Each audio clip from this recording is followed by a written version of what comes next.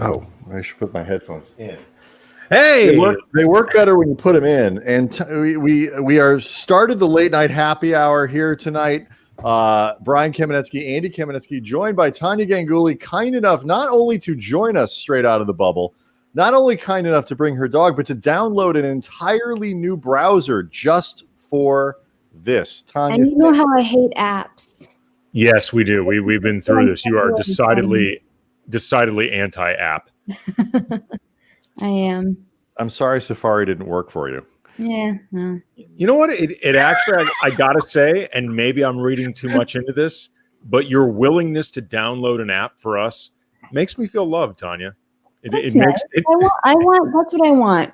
You know, for the people I interact. You feel that way. You feel that way. That's fantastic. But it does. It. I know, because we've had this discussion. I know just how much you hate apps. Can we talk about that though? I had not heard that. So what is the deal with you and your, because I do feel like this has robbed you of a little bit of your enthusiasm for coming on the show tonight. You seem a little angry, a little off, and we apologize in advance. But what's the problem with apps? They just take up so much space on your phone. And like every person that you interact with wants you to download an app. It's like, I don't want to download an app. I just want to pay my phone bill. But they want you to download an app. You have to get a password for it, and then you have to remember your password. And my phones, every time I get a new phone, actually, I should say, I just got my own personal phone for like the first time in like decades. And well, not decades, but were you using burners to this point? I was using a company phone, and I don't know if you know a lot about newspapers, but they don't have the most current technology. And so I always Did you have a brick? My phone actually had a brick, like an actual brick. I had an iPhone 7 until like a couple months ago, and those don't have a lot of memory. And so every time I had to download an app, it was like I had to like delete stuff. I had to delete like videos, and I don't know. It just never went well for me. So what apps have you, what are the apps that you have found so necessary that you actually do have them on your phone? Well, so now I have a new phone with lots more memory, so I have a lot of apps. But this is a good segue into the bubble, because it was really frustrating in the bubble because they made us download so many apps. They made us download a Disney app. They made us download an NBA health app. There was like a daily bubble situation app that had all the, the food and the. Was it actually called the Daily Bubble Situation app? Let me see. It was something bubble. I still have it. NBA Campus. The NBA Tyus just left. The NBA Campus app. Not a reflection of the quality of the show. Oh, cool. Yeah. Wow, that looks busy. Yeah, there's lots going on. Let's see. So how often did you use restaurant delivery? Click on campus map. I want to see where things are. Okay. Oh, I was trying to do this, and I'm not good at working in mirror mode, but. Can you order something and put it on Goons tab? Yeah, maybe I can. Like order a bunch of room service to McMenamin. Right. Send expensive steaks to Joe Varden.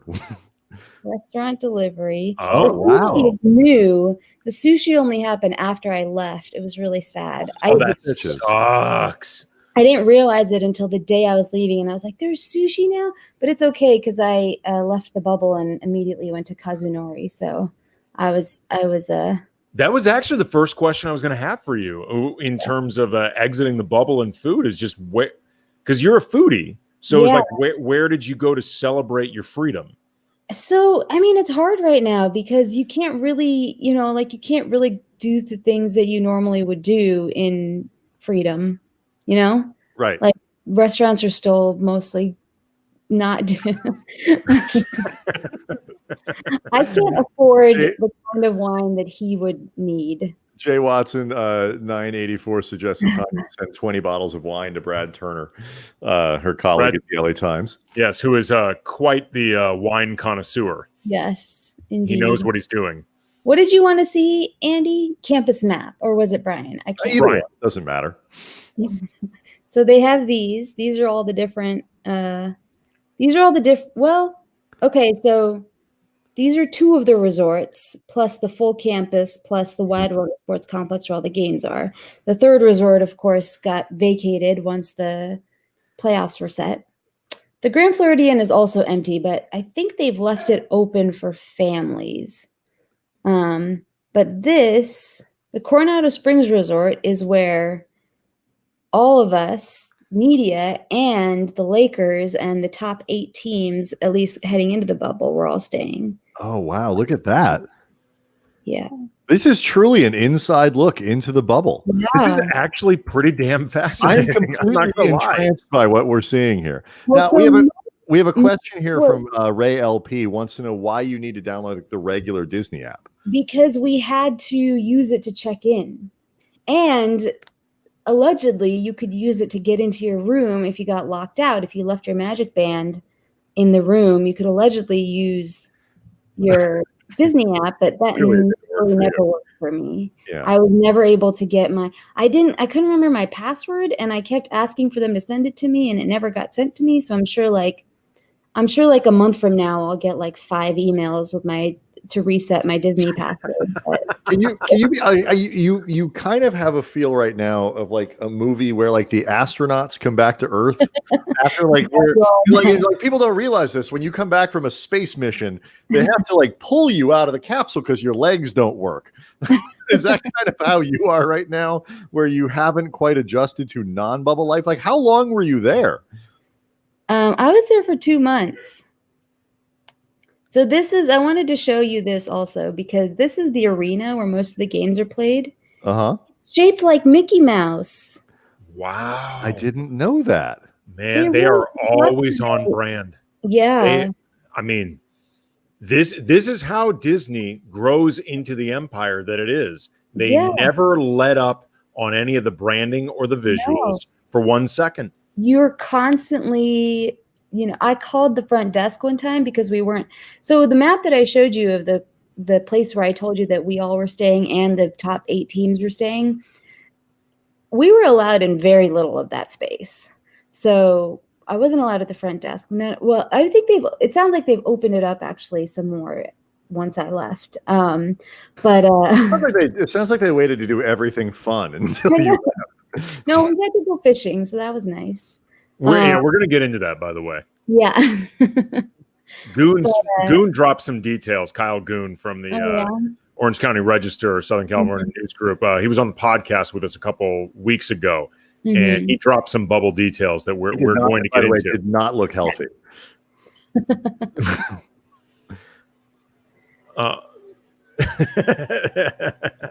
Tanya, if you would like to take this question. Gambit 1 wants to know, do they have Disney lemon pepper wings? Shaped like Mickey Mouse. They did. People ate. Yeah. Nice. So what was it like though for you when you got out? Like, what was it like for you to interact with brand new humans? Like, to whatever degree that you have. Yeah. What did I do after I got it? I mean, you don't interact with. So it was funny because when I was in the bubble, I remember telling a friend of mine, like, sometimes like when you're around the same people all the time, you get sick of them, right?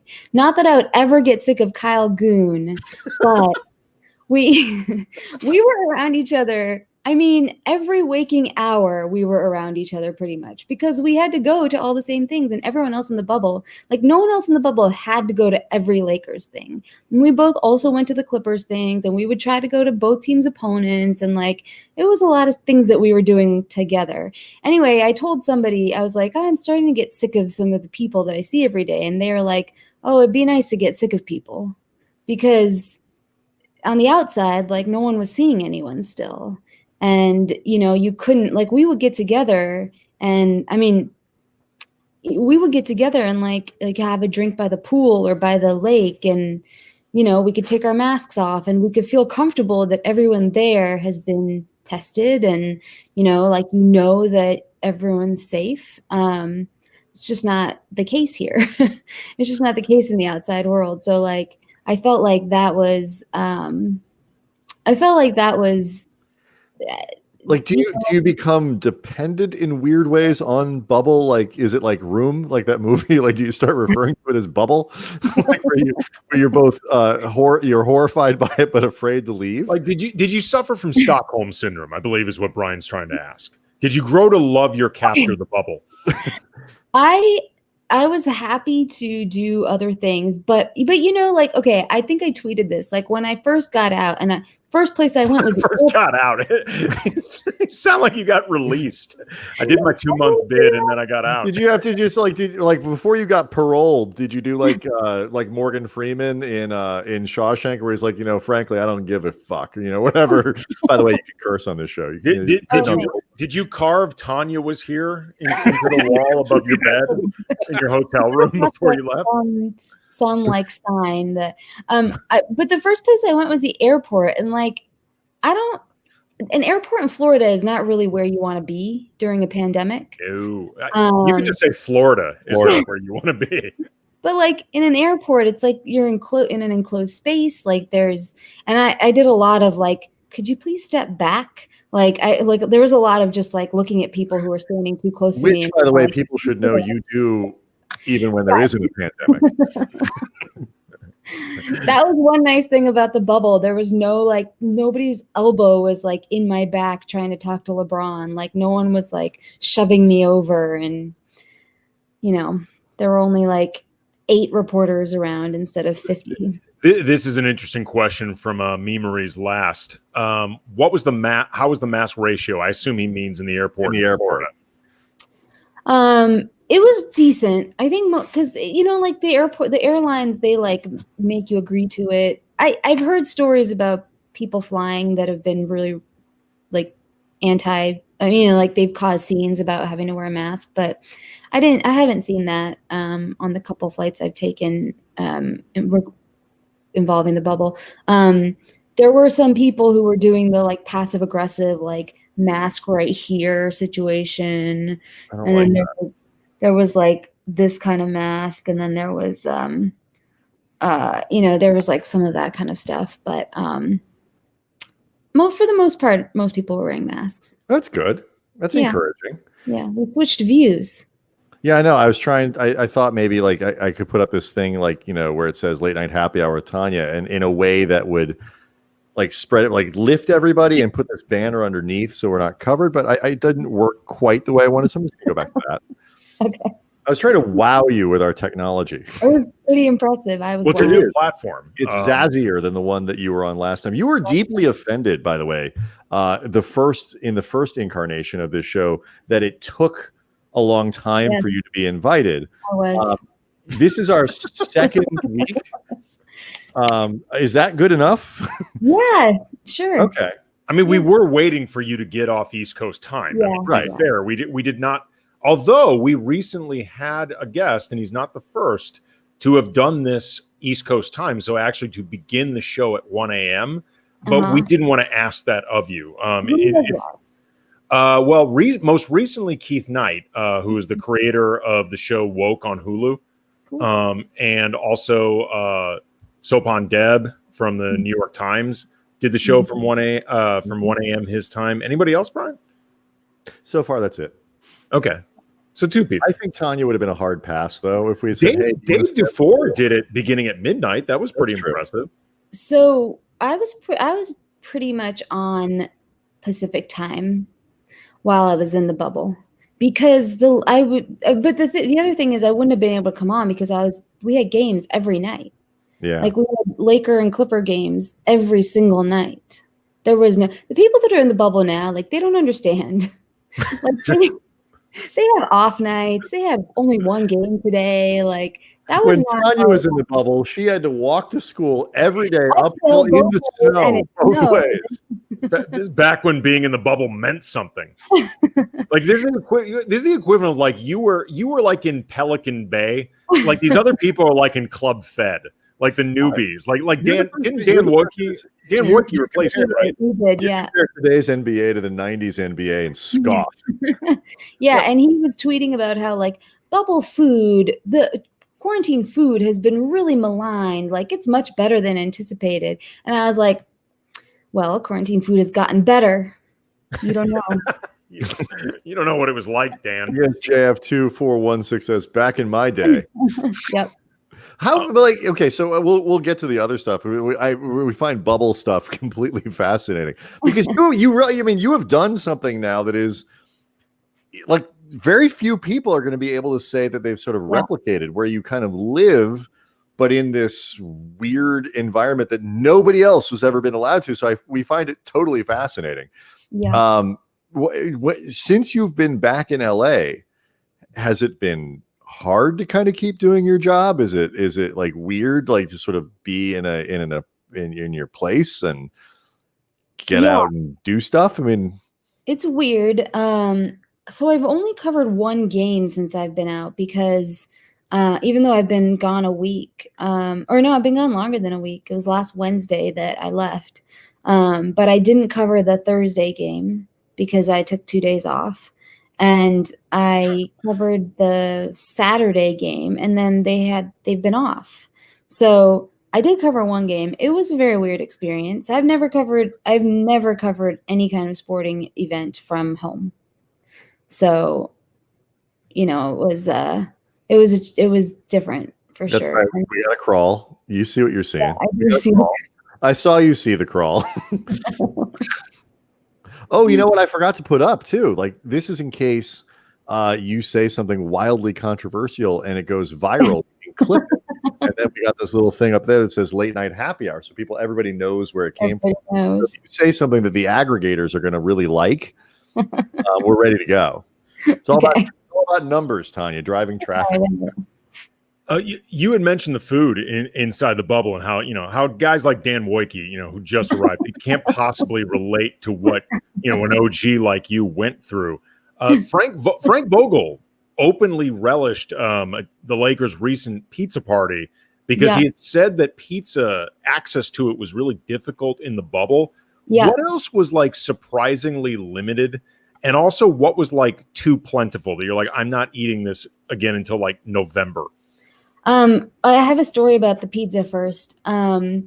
So after Frank told that story, I told him this story, which was that the night that the league shut down, that Wednesday when the Bucks decided not to come out to play, it was a long day, and the NBA decided a nice thing to do for the reporters that are just sitting here having to cover this and like all the uncertainty was to get us pizza. And it is hard to get pizza in the bubble. Like, there's one restaurant you have to order like a day in advance. Like, you really have to plan ahead. You can't just be like, oh, I feel like pizza, I'm going to eat it now. And it wasn't part of like the regular meals. So they brought us all this pizza, and like there came a point, there were like coaches, assistants, but coaches wandering into the media dining room like, when did you guys get pizza? I relate, man. I love pizza. I would eat pizza every day for like the rest of my life if it was not a bad lifestyle decision. Yeah. So I get it, man. I totally get it. Other things that we didn't have access to, like food wise, like everything pretty much. Like there was Caribbean food, and there was like there were a couple Caribbean restaurants that were good. What else? There was steak. So it was hard to get pizza, but there was an abundance of Caribbean food. Yeah. There was like a steak restaurant or like two of them. Like I think there was like a more. I can look and tell you.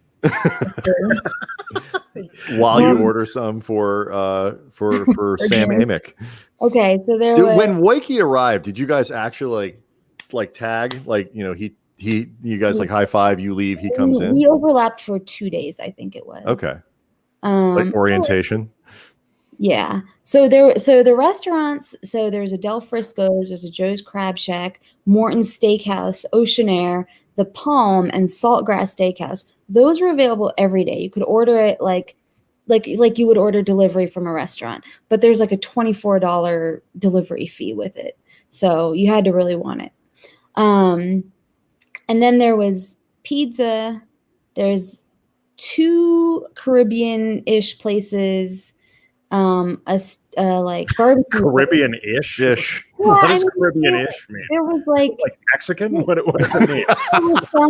I think there was like there's lots of different kinds of Caribbean food, but then there was also like Argentinian food and like Okay. different stuff like that. Then there was an Italian place that I ordered from one time, but like there's days for these. So like this place called Siana's, which I believe is the place run by Carmelo Anthony's chef. You can only get that Monday and Thursday.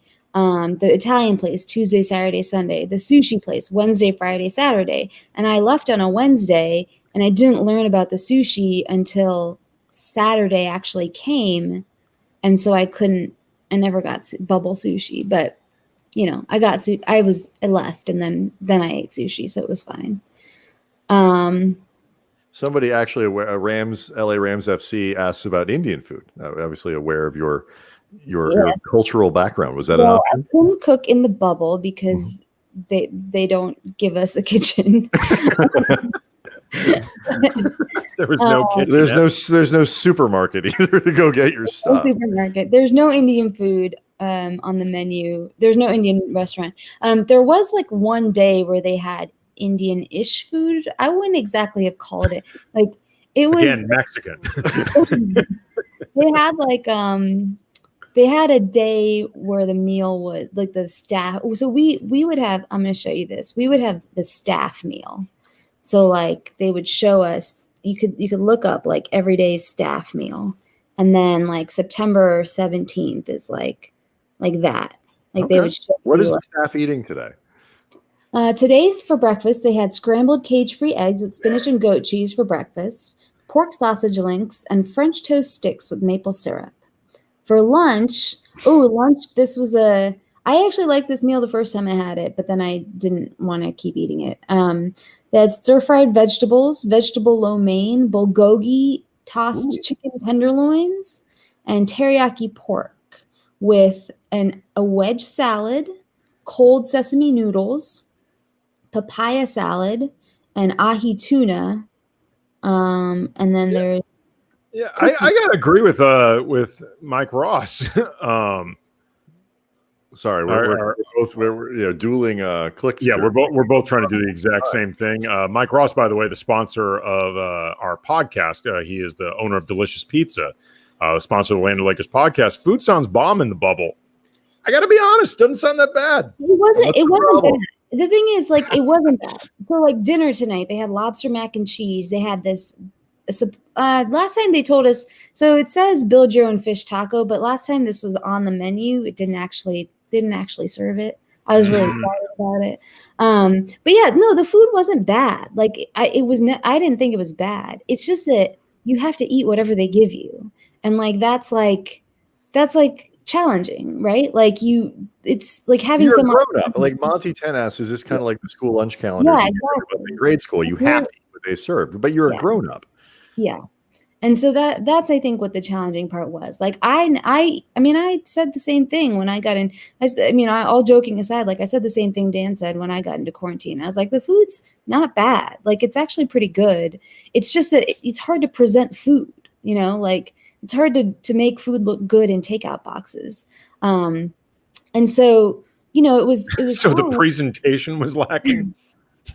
It's just an Iron Chef episode. It's like a rotation of foods, and like some days they're serving like bulgogi chicken, and you're like, I just really want, I don't know, whatever it is, a turkey sandwich, whatever. Yeah. Is that what grinds on people? Whether it's players, media, the people in the bubble it's not that you're not treated nicely. It's not that they're not doing their best. It's just this sort of lack of choice, lack of ability, control. Yeah, I think so. I mean, like somebody described it to me. I mean, I think it was a little bit different of situation for media than it was for players, because they went to like great lengths to make sure the players were comfortable. They went to, with media, it was like they tried their best, but the players were the priority, and so and that was just something that like they. So players could go anywhere in the resort. You were just there was always someone watching you. Always. There was some security person watching you close by and telling you, you can't go here, you can't go here, you can't go here. And like, we couldn't drive. We couldn't really like go anywhere on our own accord. There were very few like things that you had control of, which were like, that's why I've talked about and written about how amazing it felt to go out on the pontoon. I was going to ask about that, yeah, Tanya, because we got to drive that.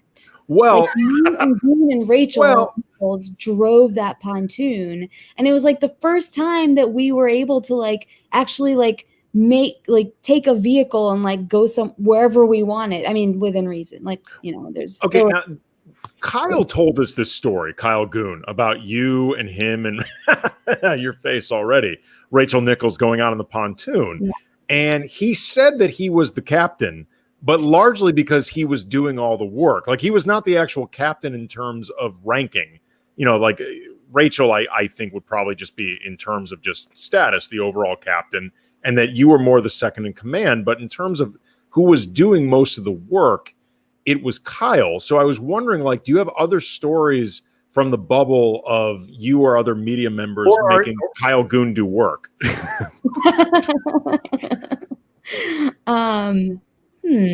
Yeah, it's like he was the most junior member, and so like in the bubble, everyone has to do extra tasks. So like the rookies had to like carry other people's bags. Like Goon had to drive us around in a boat. Like, no, that's just a wild fabrication by Goon. Like, we all drove that boat.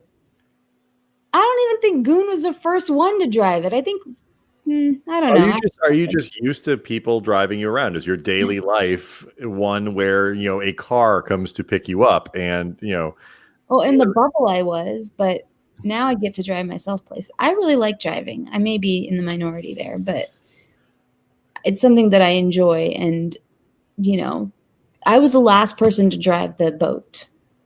Oh. And I brought it into the dock, and that was challenging. Well, that's the most important part. If you go back and look at the videos, I believe Rachel still has it on her Instagram page.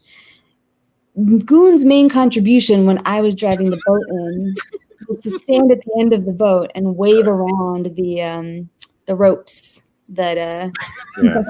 Again, Tanya, anybody can fly the plane while it's in the air. It basically does all the work. It's who lands the plane that really matters. Nick, we should tell people too. Before this is over, we have a game bubble trivia. Since you are now an expert in all things bubble related, we have a game. We haven't played a game in the new version of the show at all. This is our first. So you'll game be the first. You'll be the first. See, we saved it just for you because you were so deeply offended about the way we treated you the first time.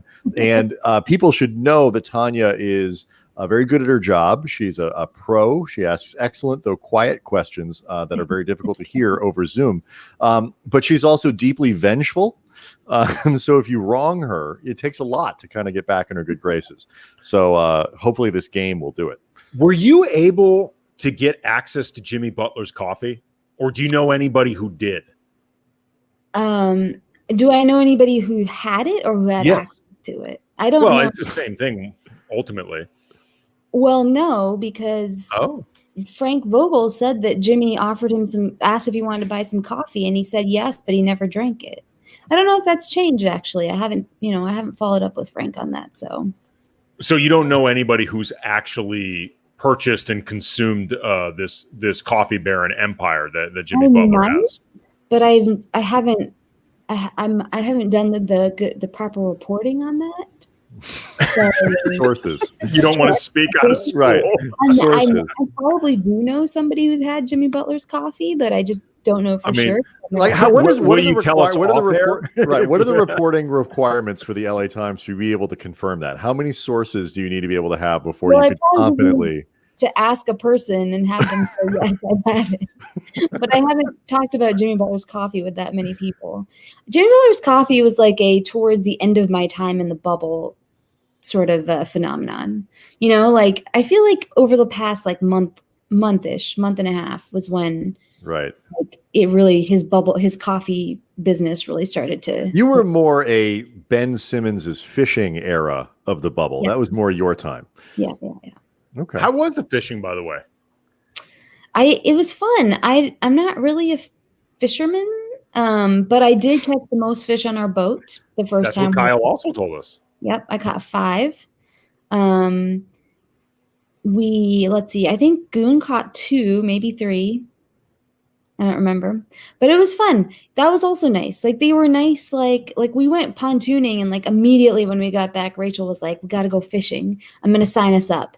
And like it was just little nice like breakups in the routine. We went fishing again my last weekend there. It was me and Goon and Jared Greenberg from TNT, and we went fishing.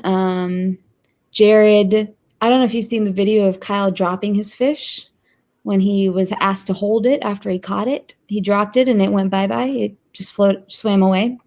The same thing happened to Jared. I didn't drop any of my fish. I'm just saying. just happened, just in case people are wondering. Yeah. You a couple days ago, you were trying to get Dwight to open up about life in the bubble, potentially getting to him, and he gave a lot of deflecting non-answers, but those deflecting non-answers made it pretty clear that life in the bubble is getting to Dwight. Like he's not enjoying this, I think it's safe to say. And, there have been other players who've either openly admitted this or, hinted at it. Like what sense do you get of these players right now in terms of just their psyche, the ones that are still here, and like where they are right now and what they still have to do? Yeah, I mean, I think that there's like a sense of purpose involved with like the fact that they're so close. Dwight did bring this up that like, there's only 8 games. What did he say? He said something. So they have 8 games left, like if 8 wins or however he phrased it. But yeah, you're exactly right. Like if you're trying to win, when you're trying to win a championship, like you can see the finish line of that. Like you can see like, okay, we're halfway through. There's another series now, and then there's the finals, and that's like there's. I mean, they've already been here for more than 2 months, right? So, has it been 3 months? No, just a little over 2 months. And so I think that's it's challenging, but it's challenging in a lot of different ways because they're also hearing from people who just don't want to hear that it's challenging, who are like, you're lucky to be there. You're lucky to, like other people have it worse. And like, that is true. That's true that other people have it worse, but it doesn't change the fact that like, they're also stuck in this place. They're also only seeing each other. They're also like, families got in a little while, last week, I think it was, or maybe a little bit earlier than that. But it's still a weird dynamic. Like you're still nothing's really the same for you. And I think when that happens, it's hard for people, and guys have different like life things happening. I mean, Dwight, his son's in the bubble right now with him. This is the son whose mother died. And, that wasn't an easy situation for them under any circumstance. That wouldn't have been under any circumstances. And now, they're trying to make the best of it. And his son, I mean, I don't know if he's still doing it, but when I was there, he was coming to practice, and they were getting to spend some good time together. But, it's still, I'm sure he would rather be like back at his estate in Georgia playing hide and seek with his kids like he was doing before the bubble started. I mean, one of the things that I think is so fascinating about the psychology of the playoffs in the bubble is the idea that, all these guys understandably would like to leave. I mean, the same way you, by the end of this, were ready to leave, or end of your time, they were ready to leave. I'm sure everybody that's still there would like to leave. It's understandable. Like this began in mid-July, and the more you win, the longer you stay. Like there's no reward in terms of that, what you're immediately looking for. There's no reward for winning. Like in a weird way, you're actually punished for being great, which I would think at least would be difficult for a lot of these guys to deal with. And as competitive as they are, and as dialed into winning this championship as they are, I would think that would be really difficult. Yeah, and no one wants to talk about that, because it's like unseemly for a player to say, or a team to admit that like that element is there. But Mike Malone actually mentioned it in passing after they won Game 7 against the Jazz. He said there were times where he was like, do we even want to keep fighting for this? Like, do we even want to be here? And they decided they did, and they decided that it was worth, going through all that. I think there does come a point where you're like, okay, we've gone this far and worked and made it through all of this. Like we did that for a reason. And so then it becomes like, you want to make it worth it. You want to make it worth having spent all this time away from people that you would want to be around, away from like putting your life on hold. I think that element is definitely there. Let's see, Andy, when do you want to do bubble trivia now, or should we actually, do you want to talk a little bit about basketball? Let's talk a little bit of Lakers. I mean, they are beginning the Western Conference Finals tomorrow. As much as you and I would just geek out on everything bubble, let's actually talk a little bit about give the people a little bit of what they're looking for. That is true. So, like, Frank Vogel has not tipped, he's not tipped. Western Conference Finals, eh? The whole Lakers trying to win a title thing. Lakers are playing. Talk about that. Talk about the Lakers in the Western Conference Finals. Okay, so he has not, Frank Vogel, totally tipped his hand yet in terms of the lineup. He doesn't tip his hand on anything. Like Frank Vogel, you can ask Frank Vogel, what did you have for breakfast today? I don't want to get into that. Actually, we know he had French toast sticks if we look at the app, but oh my God. For them. That's staff. Okay. That's staff. Okay. It is amazing. Like, because I mean, Frank Vogel is by and large an incredibly accommodating coach to cover. Oh, yeah. And he's terrific with us. And he usually gives a lot of just really insightful and I think, earnest and responses to our questions, and really tries to answer them in a way that is helpful to us. Down the bubble, that dude hasn't given a shit. Like, he has not given us a damn thing. I know. It's been, and I get it, but there are days where it's like, I don't know, like, it'll be like 3 questions in a row that will start like, I don't want to get into that, or I'm going to leave that private, or I'm going to like, it's Frank, are you wearing pants today? Like, I'm not going to talk about, like, Frank, I can literally see if you're wearing pants. Or he's going to say, you know what? That's a better question for the player X to talk about. Well, it's like, well, I don't know if I'm going to talk to player X this week. Yeah. So could you possibly answer the question? Well, I mean, we had that with, we had that with a couple of players where Rajon Rondo, like, we hadn't talked to him in 6 months. And we had to start framing questions like, we're not going to get to talk to this guy. So can you help us understand? Because that is what often when you ask other players or coaches, like, what is this guy's mentality? They'll be like, oh, that's a better question for him, which is true. It's true that it's a better question for the actual guy, but sometimes the actual guy is not going to tell you or talk to you.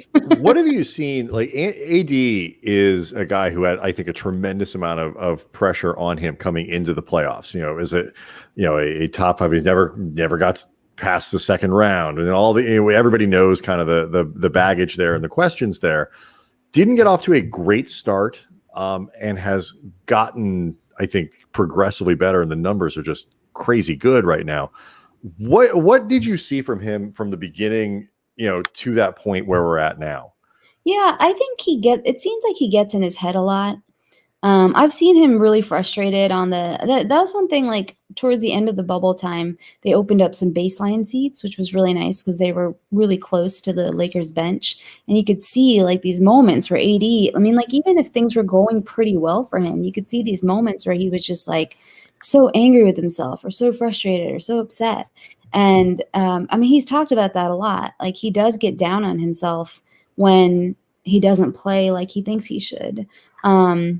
There was game 1 against the Trailblazers when a lot of people had to talk to him and kind of bring him out of the, like, being upset with himself.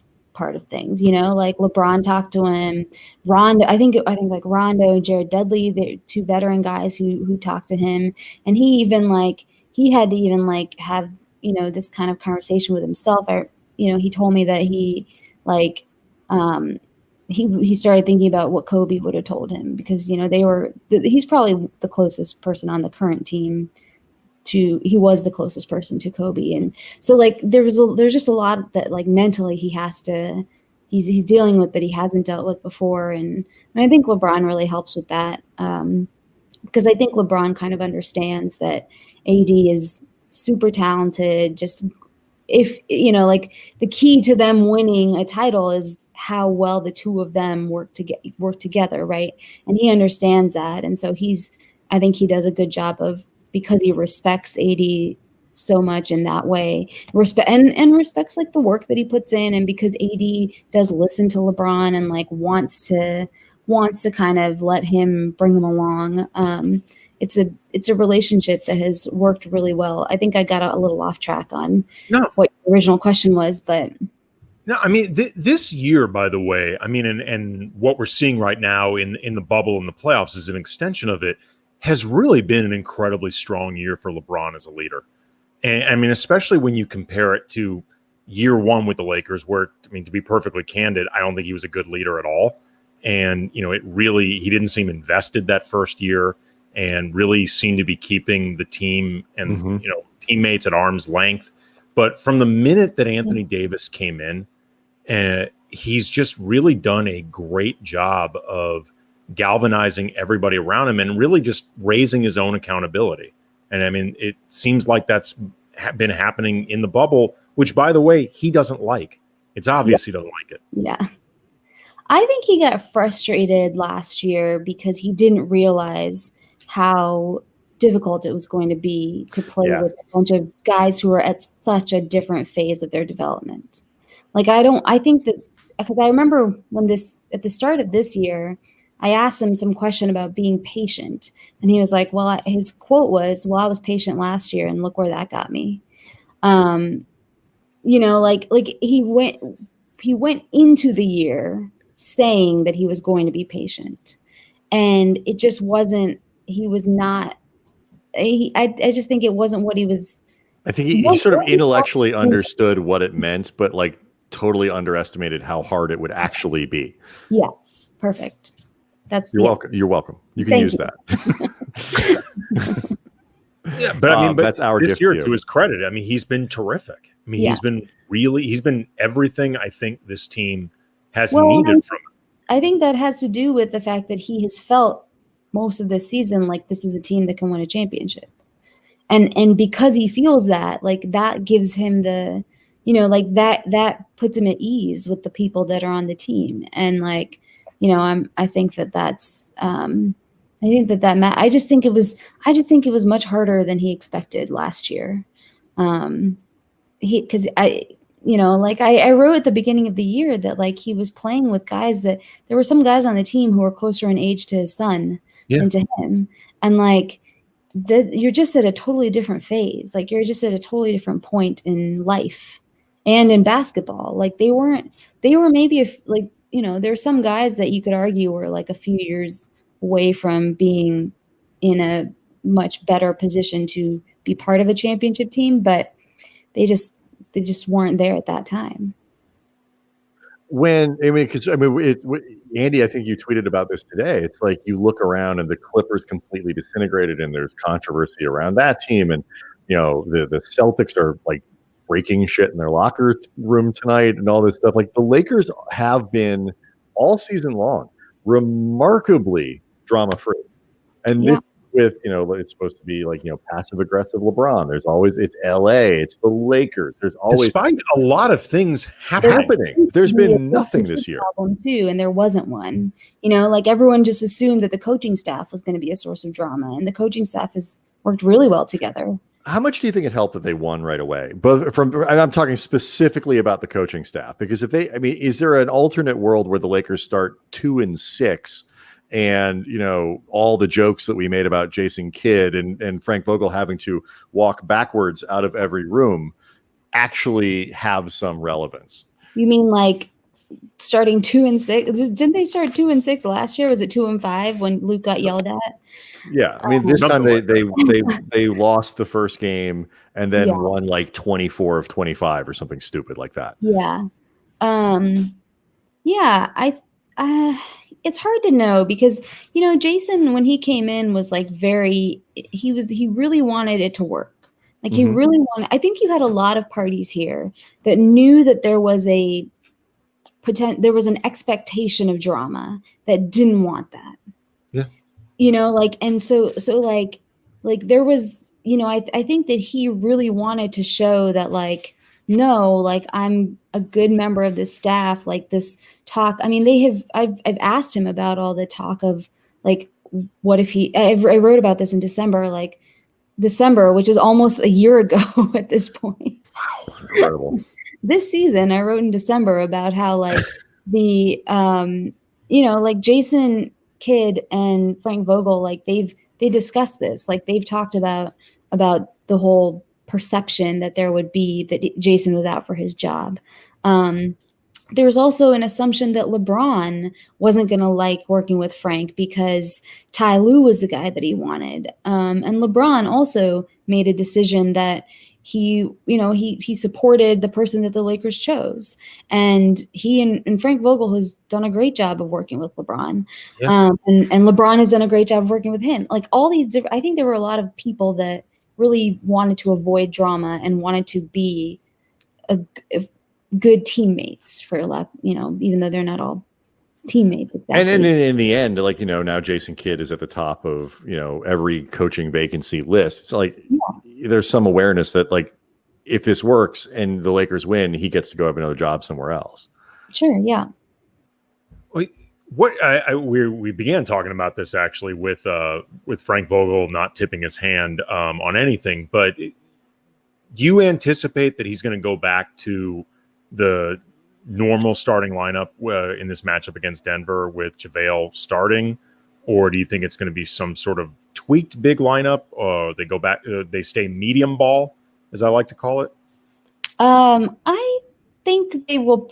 I don't know for sure, but I think there's a good chance they'll go back to JaVale starting, because they like having the length and the size that they have with that group. I think there are arguments for doing other things, but it does sound like Vogel. It does sound like that because he kept saying things like, "We're going to go back to who we are. We're going to go back to being the Lakers. I'm not going to tip my hand." Right. But is there a sense to because you can always go back to a lineup near the end of a game where you put Morris at the 5 or the however you want to do it at the 5 or the 4 and or Kuz or whoever it is. Is some concern of if you go 2 rounds without playing these guys, if you sit down Dwight, you sit down JaVale for 2 rounds without playing, it becomes harder if you advance to go back and against Boston or against Miami to pull those guys out and have them play again? Yeah, maybe. I think that it was difficult. You're going to deal with rust. You're going to deal with feelings, even though Dwight and JaVale handled it really well. Yeah, they did. But I think that's based in part on the idea that they figured they're going to be back in the lineup when they're not playing Houston anymore. Right. Houston's weird. But even that, Dwight talked a bit about this yesterday, was it? I think so, yeah. And how he talked about how when you're dealing with the stresses of being in the bubble, it's nice to play basketball because that gets your mind off of it. And when you don't have basketball either, then that adds a level of difficulty. And so I do think that if you go long enough and the centers aren't part of it, it might be harder to get them mentally back in it. But they were very professional about it during the last series. I mean, you could see where it was heading. I mean, and one of the things that I thought was really great about Vogel making that adjustment was he made it from a position of strength. Yeah. He didn't do it with his back against the wall, forced into it. He actually just increasingly saw where things were going and just proactively decided to make this move. And, because this team is, I think, unusually close and unusually bought into what they're doing, collectively across the roster. So that type of buy-in prevents some of the, sabotage or disruption that can come from guys being just momentarily out of the rotation. He did it from a place where also too, it didn't feel like he was benching JaVale or Dwight because they were totally ineffective. It was just like, look, this is just the matchup. It's not even you guys. I think also when you're on a team that you think can win a championship, I think you deal with things, I feel like players get more upset when they're not playing and the team is losing, or when they're, when things aren't lineup wise aren't going exactly how they want it to. And also the team is bad. I mean, I saw that for the first 3 years I covered the team. Like, that's when guys get mad because they're like, this isn't working and you're not using me. Everyone assumes that they could be the difference, right? And so I think that there is a willingness when you know that this is a team that has the ability to win a championship and is probably the favorite. They're definitely Vegas says, yeah. You know what we should talk about is how sad it is that we're not going to get to actually in person cover a Miami Lakers finals. That is sad. I mean, Brian and I would not have been sent but for those like you who would have been doing those two locales. Because if you could draw it up, like those are the cities, like you pick your finals teams as an enjoyable beat for the people who do it. Yeah. Like, those would be the cities you would pick, correct? It's pretty good. Yeah. The thing though, especially if it's in September. Yeah. Right. I'm less interested in being in Miami in June. Yeah, but here's the problem, though. You can't get the September without the pandemic that took us to this place where we are right now. Okay, so let's say it would have happened in the summer. Where would you pick? Like, what would be the two cities you would want to go? Yeah, in the summertime. I mean, listen, like Boston is lovely in the summer. What are the other possibilities? I mean, like Florida is terrible in the summer. That's true. Yeah, you would know. I spent my whole summer there. What else? Toronto, very nice. Yeah, city. Most of the Eastern Conference is nice in the summer, except for the Florida teams. Yeah, Memories pops out with Toronto. Everybody forgets about Toronto. Yeah. Like whether it's like places Giannis could go or places the media would like to attend the NBA Finals. Everybody forgets about Toronto. I will say Milwaukee would have been pretty far down the list for me. That's what I was expecting, right? That's what we were all expecting. I was like, well, I better try to find ways to enjoy Milwaukee because that's where we'll be for a week. Okay, one more thing before we get to bubble trivia. I forget who it was asked about like the shot. I think Bill asked somebody about the Schadenfreude of what, like kind of watching the Clippers lose after, doing the whole, what is it like, Andy, not Hollywood, they're street lights over spotlights. Yes, yeah. Did you get, I mean, I know you're not there, but like knowing kind of you were there, you were sort of watching it and, do you get the sense that the Lakers, anybody on this team did kind of enjoy watching the Clippers lose? I bet they Truth did. Serum? Yeah, I bet they did. I mean, I think that, so as much as there was a lot of talk about how like we were all hoping for a Clippers Lakers Western Conference Finals, which is true. Like everyone was expecting that, and it would have been really fun, especially if it were in LA. It would have been really fun. There's so many connections and like all that fun stuff. But I got a real sense on Twitter that like everybody was also really enjoying what actually happened. Like there was just just like people just like they it was so shocking and also so reminiscent of that franchise's history that like there was this and especially since most people in LA who are basketball fans are Laker fans, like those people were just loving it. Like they didn't. I feel like this argument that like everyone missed out by not getting the hallway series in Orlando is like, I mean, from a coverage perspective, sure, like we had lots of plans that are dead now, but I think like people in LA like really enjoyed seeing the Clippers lose, right? Like, and I you God, know, yes. Well, look, I mean, there are times when I like to, you can roll your eyes at Laker fans and the entitlement and all these other things. And there are times when I like kind of say, Laker fans might want to dial it back just a little bit. I do not blame them in the slightest for leaning into this, because the Clippers, I don't dislike the Clippers organization. I don't dislike their players. Actually, they're full of nice people, and very competent people. Yeah. But there was a sense of sort of entitlement and a fakeness around the way that this team was presented to the world, as if they were this sort of grassroots, lift yourself up by your boots. So like basically presenting themselves like superstars forced their way to the right this summer. Right. Like you are not the Toronto Raptors. You are not plucky underdogs who overperform. You're not the Indiana Pacers. You're not any of those teams. Stop it. Well, you're a super team.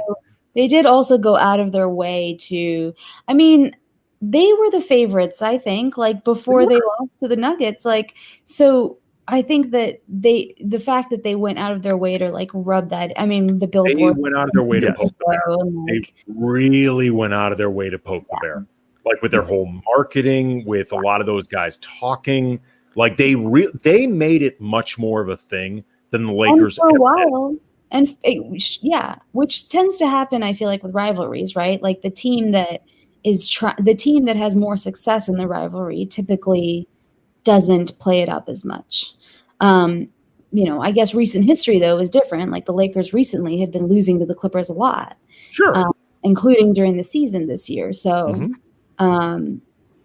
there was for a while, it felt like it was totally valid. And I think that probably was also part of why, like, you're right. Like part of why like Laker fans enjoyed this so much. Yeah, it was, Twitter can be a horrible, it was wildly entertaining after Game 7. And Twitter was one of the most fun places. Granted, I'm not, it wouldn't have been as fun if I were a Clipper, but I'm not. So it was really, really, really entertaining. All right, because we don't want to keep you way over.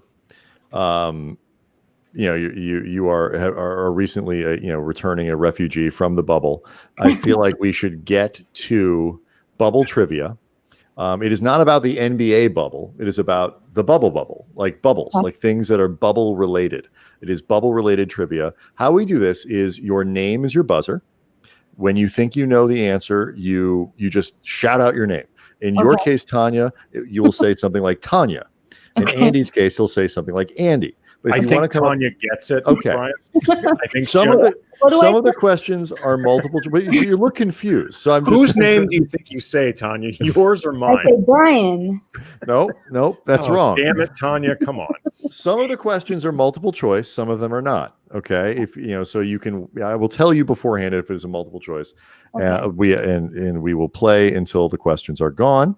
I will keep score. Here we go. Question number 1, bubble trivia.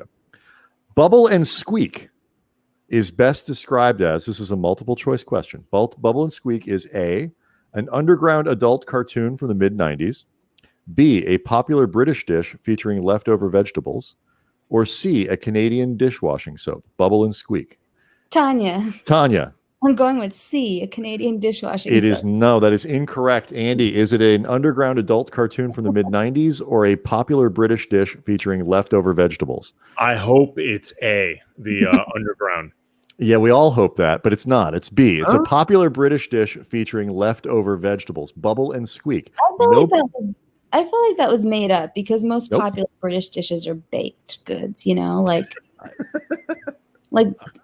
Are you calling this fake news? It's Bubble and Squeak. You can Google it when we're done. Number 2, this is not multiple choice. Just shout it out if you know. The bubbles in bubble tea are made out of what? Tapioca.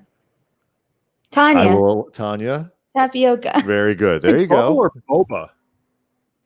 Never heard of bubble tea. Some people call it bubble tea. Some people call it boba. It's the same thing.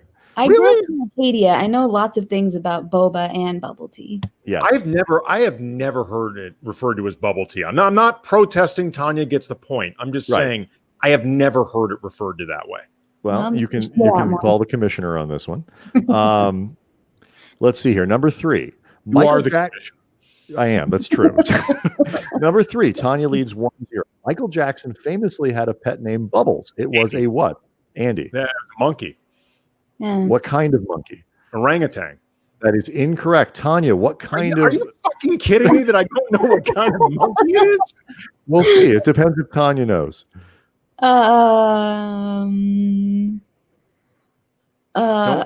It's the same kind of. Is it a chimpanzee? It is a chimpanzee. Very good, Tanya. She leads 2-0. Are you I got it all by myself. Yeah. To the closest centimeter. Tell me the size of the largest bubblegum bubble ever recorded. To the largest centimeter. Tell me the size of the largest bubblegum bubble ever recorded. McMenamin, by the way, says that he had it first. He's in the chat right now. All right, you know what? I'll give it to Dave. Tanya has one. Andy has one. Dave McMenamin, late entry into the game, playing virtually, has one. I feel like Dave earned this more than Right, Tanya. Dave gets a point. He's excited. See, people on the East Coast are still up. You should have Dave on while he's out there. So this is actually a lot of people who are working right now inside the bubble are watching, and it's a terrible thing because now they can't say, I'm sorry, I'm working. All right, so here we go. To the closest centimeter, tell me the size of the largest bubblegum bubble ever recorded. Andy. Closest wins to the centimeter. 38 centimeters. 38. Tanya?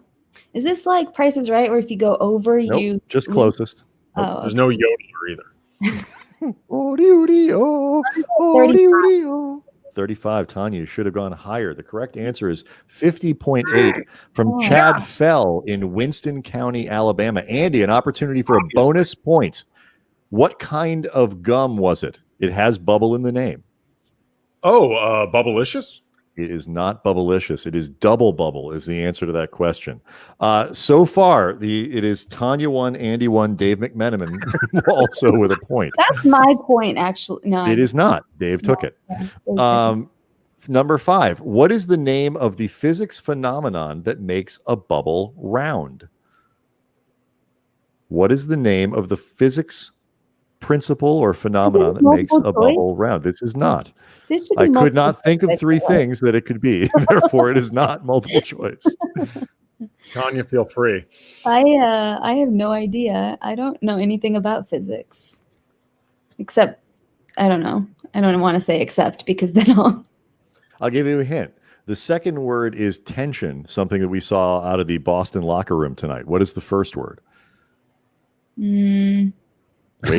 I'm trying to give McMenamin time to type. I was going to say hypertension, but I know that he's not cheating. The answer is surface tension. Nobody gets it. Number 6, The Boy in the Plastic Bubble. The Boy in the Plastic Bubble was a 1976 made-for-TV movie starring John Travolta as a kid with a compromised immune system who had to live inside a plastic bubble. It was produced by this man who also produced Charlie's Angels, The Love Boat, Beverly Hills 90210. Andy. Aaron Spelling. Aaron Spelling is the correct answer. Andy takes a 2-1 lead over Tanya and Dave McMenamin. Back to world records. In March of 2007 in Surrey, UK, Sam Heath, a.k.a. Sam the Bubble Man, although I didn't have to tell you that, created the largest soap bubble ever recorded. It was so large, it enclosed how many people inside of it? Again, closest to the correct number wins. How many people were enclosed inside Sam the Bubble Man's record-breaking 2007 soap bubble in Surrey, England? And Tanya, you go first this time because Andy went first last time. Oh, wow. McMenamin's trying to answer. Dave, I will give you an option. Go ahead, Dave. Type in your McMenamin answer. Says 14. 14 is Dave's answer. Okay. Tanya, what is yours? I feel like Dave Googled this. Yeah, he might have Googled it. How do we know he's not cheating is my question. We don't. It's the honor system. Yeah. Well, I'm gonna go with 13. 13. Andy. Oh, God. I'm going to go 7. I can't imagine double digits inside a soap bubble. You should, because McMenamin gets the point. The answer is 19. 19 people closed inside a soap bubble. So the right now it is Tanya 1, Andy 2, and McMenamin 2. Tanya is losing to somebody who isn't even here. All right, next question. These are hard. It's going to be hard for Dave to buzz in. He might want to just buzz in now. If you swallow bubble gum, it stays in your stomach for how many years? 2. Tanya. Tanya says 2. Tanya says 2. Andy, what's your guess? I'm going to say 6 years. I used to know the answer to this, actually. Andy says 6. Dave? Dave, you don't call out your name if you're not the first person. Dave, what's your answer?